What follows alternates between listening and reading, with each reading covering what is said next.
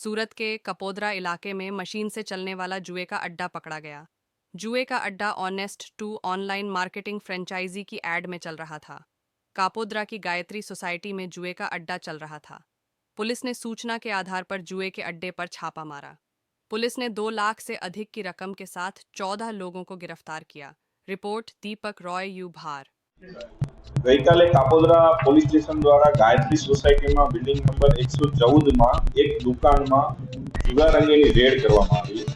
આ જુગાર અંગેની રેડની હકીકત એવી છે કે આ દુકાનમાં honest to online marketing franchisee આના નામથી વાસ્તુશાસ્ત્રના યંત્રોના પ્રચાર પ્રસાર માટે વ્યવસ્થાઓ હોય છે, જેમાં ગ્રાહકો વાસ્તુશાસ્ત્રનું યંત્ર લે છે, પૈસા લગાડે છે અને એમાં 5 મિનિટમાં એનો લકી ડ્રો થાય છે અને ચાંદીનો સિક્કો આપવામાં આવે છે, જે કાયદેસરની પ્રક્રિયા ગણી અને બહારથી માણસો બોલાવી અને નથી યંત્રો આપતા કે નથી ચાંદીના સિક્કા આપતા વગેરે મતલબની અમને હકીકત મળેલી, જેના આધારે અમારા સર્વેલન્સ સ્ટાફ અને પોલીસ દ્વારા રેડ કરવામાં આવી। ત્યાં આગળ જોતા આવા કોઈ યંત્રોનું વેચાણ થતું નહોતું, આવા કોઈ ચાંદીના સિક્કા આપવામાં આવતા નહોતા અને સીધી રીતે બહારથી આવતા માણસોને 10 રૂપિયા, 20 રૂપિયા, 30 રૂપિયા, 40 રૂપિયા, 100 રૂપિયા સુધી લગાડી અને જેમાં 5 મિનિટમાં એક ઓનલાઈન ડ્રો કરવામાં આવે અને જેને લાગે એને 10 ગણા રૂપિયા આપવામાં આવે અને બીજાને એ રૂપિયા હારી ગયા। આ રીતનો નસીબ આધારનો જુગાર રમાતો હતો,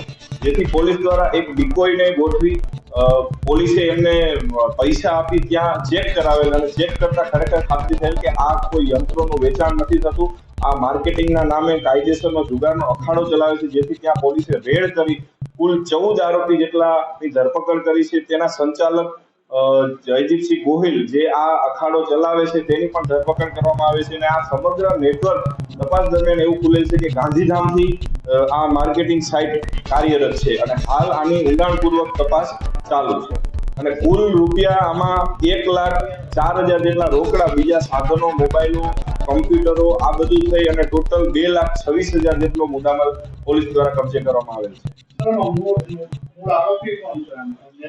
મૂળ આરોપી હાલ અહીં સુરતમાં જે આ દુકાન ચલાવે છે એ જયદીપસિંહ ગોહિલ છે અને જયદીપસિંહ ગોહિલના નિવેદનમાં ખુલેલું છે કે ગાંધીધામ કોઈ ભટ્ટ કરીને આરોપી છે, જેનું પૂરું નામ સરનામું હાલ પોલીસ દ્વારા મેળવવામાં આવી રહ્યું છે। એના મોબાઈલો ચેક કરવામાં આવી રહ્યા છે, મોબાઈલમાં પણ કોઈ ઓનલાઈન સટ્ટા છે કે કેમ તે પણ ચેક કરવામાં આવી રહ્યું છે।